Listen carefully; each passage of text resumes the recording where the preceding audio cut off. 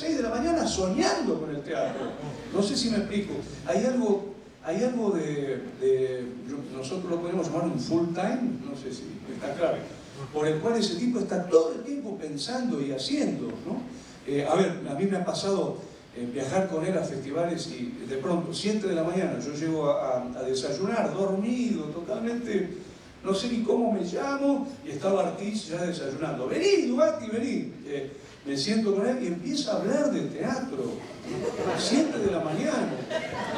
Yo digo, mirá, Artis, por favor, pará un poquito, déjame despertar, porque la verdad no te puedo seguir y te estoy odiando. Digo, hay algo muy interesante en ese sentido del intelectual específico, pero al mismo tiempo hay algo fascinante de cómo ese intelectual, en buena parte, ha hecho entrar en crisis la idea de lo que llamaríamos el artista ilustrado, ¿no? El artista ilustrado es una idea muy fuerte en la Argentina, todavía hoy hay gente que la reivindica, que es que el artista es el guía espiritual, político, moral, intelectual del pueblo. Fíjense que esto tuvo, por ejemplo, en el teatro independiente una fuerza muy grande. El fundador del teatro independiente, Leónidas Barletta, cuando da su discurso de apertura del encuentro de teatros independientes en Rosario en 1964, dice literalmente: la máxima misión del teatro independiente es convertirse en guía espiritual, política, intelectual, moral del pueblo. No sé si está claro. Hay algo muy interesante de los últimos años, que es que más allá de que cada uno de los artistas tengan su ideología, su posición política, su militancia, han dejado en crisis ese concepto porque consideran que no tienen derecho de decirle a la gente lo que tiene que pensar. Paradójicamente, se empoderan como intelectuales específicos y al mismo tiempo liberan la función del artista ilustrado. Esto, por ejemplo, lo podemos encontrar en los libros de Barthes, en los libros de Dolte, en los libros de Cartoon, en los libros de Pavlovsky. Digamos, ¿quién soy yo para decirle a la gente? Más bien lo que voy a hacer con mi teatro es construir estructuras de estimulación que le producen en el espectador la necesidad de tomar partido o de llenar esas ausencias con su propia elocuencia, ¿no? Y eso implica verdaderamente un cambio muy fuerte en este concepto. Bueno, y el último concepto que quería trabajar, que en un punto, en esto coincidimos con lo que hoy decía Atanasio, ¿no? Es esta idea de ¿y cómo desinhibir a un espectador, a un artista investigador? A mí me pasa en el Centro Cultural de la Cooperación que cuando nosotros le decimos a un grupo, mirá, nos gusta la propuesta que van a hacer, vamos a incluirla en las salas, pero les pedimos que además de hacer el espectáculo produzcan un insumo teórico. Los tipos te miran como diciendo, ¿qué querés decir? ¿No? Como diciendo, Dugatti, mirá con qué cosas sale, ¿no?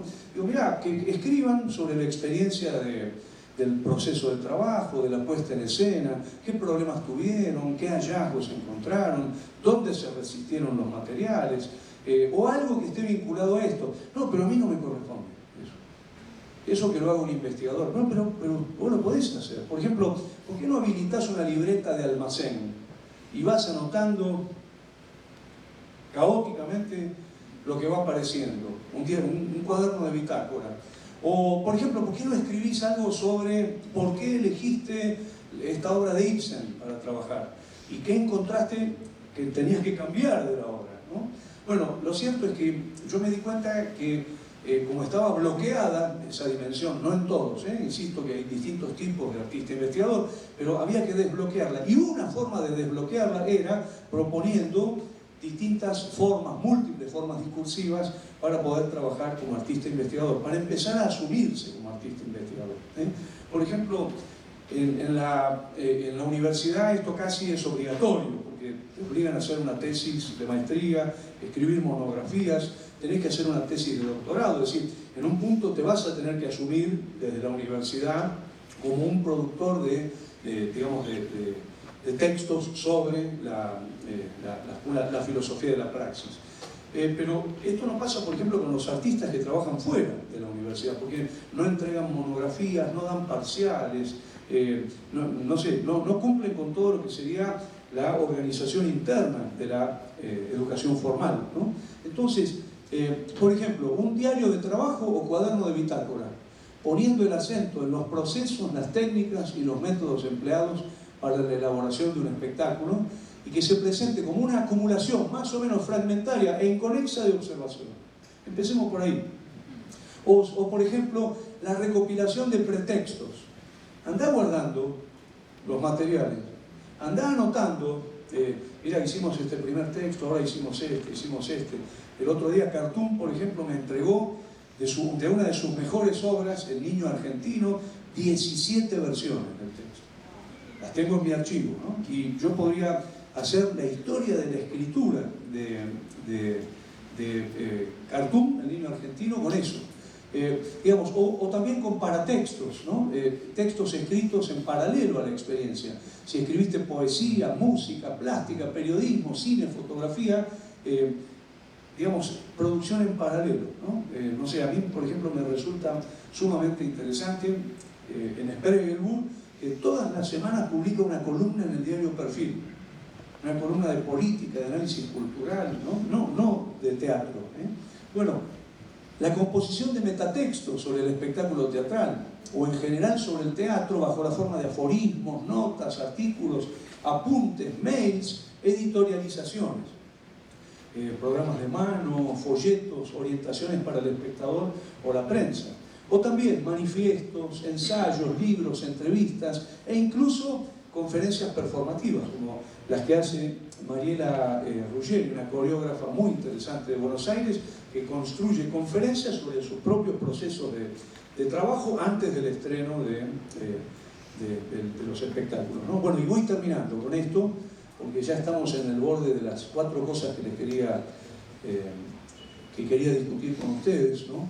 La escritura histórica a partir de la memoria del artista, del grupo y el testimonio sobre las experiencias en el campo artístico, acompañada por la confección de un archivo de documentación que incluye, por ejemplo, lo audiovisual. Hay algo muy interesante en esta cosa del artista que hace archivo, el artista que compone la materialidad de su archivo, ¿no? Ahora esto, por ejemplo, en Argentina se acentuó mucho por el INT, Instituto Nacional del Teatro, que te pide que adjuntes los materiales de archivo, y por lo tanto todo el mundo graba sus espectáculos, guarda las carpetas de prensa, busca, juntar documentación. Es decir, aparece una faceta muy interesante del artista investigador, que es el elaborador de su propia archivística. Bueno, y finalmente la investigación sobre temas históricos, técnicos o de política cultural, que incluyen trabajo de campo, archivos, gestión, entrevistas o el estudio sobre la poética, por ejemplo, de un maestro. A mí me encanta que vos lo escuchabas a Pavlovsky hablar sobre Ure, y Pavlovsky no hablaba de Ure, hablaba de Pavlovsky. O sea, donde decía Ure, vos sacabas Ure, ponías Pavlovsky, así que buena explicación de lo que hace el propio artista, ¿no? Entonces, para terminar, yo diría, algunas políticas universitarias, son muchas más, y van a encontrar en la conferencia, en la completa, muchísimas otras cosas, pero yo quería discutir estas, si están de acuerdo, y a partir de esto otras. Rescatar el pensamiento teatral producido de una filosofía de la praxis por los artistas y agentes productores del campo teatral. Fíjense, en Argentina, por ejemplo, nosotros tenemos mitos estúpidos, perdonen la expresión, como por ejemplo que Florencio Sánchez, el gran dramaturgo Florencio Sánchez, era un bohemio, tenía el labio caído y andaba todo el tiempo encorvado, que era un tipo que no leía, Florencio Sánchez tenía una producción teórica increíble.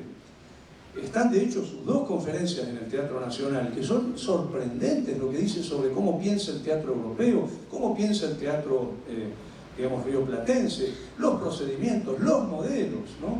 Qué pena que nadie le hizo una buena entrevista a Florencio Sánchez.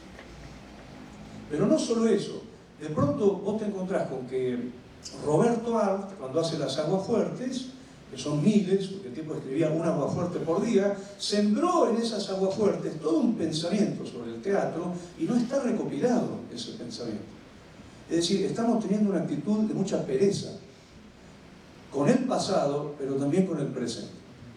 Yo digo, a ver, yo sé que ya hay investigadores, ¿no? De hecho, hoy estuvimos trabajando sobre este tema, pero para dar un ejemplo, ¿cuándo va a salir el libro sobre María Bonilla, por ejemplo? ¿O cuándo va a salir la entrevista donde se le pregunte a ella toda su trayectoria, las relaciones, qué hizo en México, cómo se relaciona con Europa? Digo, nosotros no tenemos que perder de vista esa cuestión, porque realmente si no, no estamos colaborando con el campo teatral. Tenemos que salir a construir el campo teatral desde, por ejemplo, esta idea de rescatar el pensamiento teatral producido desde una filosofía de la praxis por artistas y agentes productores del campo teatral. No quiero nombrar todos los maestros costarricenses porque sería injusto, pero son muchísimos. Y hay que empezar a producir sobre ellos, ¿no? Segundo, estimular la producción de ese pensamiento, así como su edición y conservación. Es decir, no solamente salir a trabajar con los maestros, sino la autoobservación, la autoetnografía. Esta cosa de, che, observaste hacer, contame cómo hiciste, yo te acerco el grabador y vos me tenés que contar cómo fue que hiciste este proceso. Bueno, y la última sería poner estos elementos en multiplicación con la ciencia del arte. Y termino con un último recuadrito, que sería la universidad, como decía Romero, en su dimensión innovadora, debe producir estas tres dimensiones de una filosofía de la praxis artística, tanto arte, pensamiento artístico y ciencia.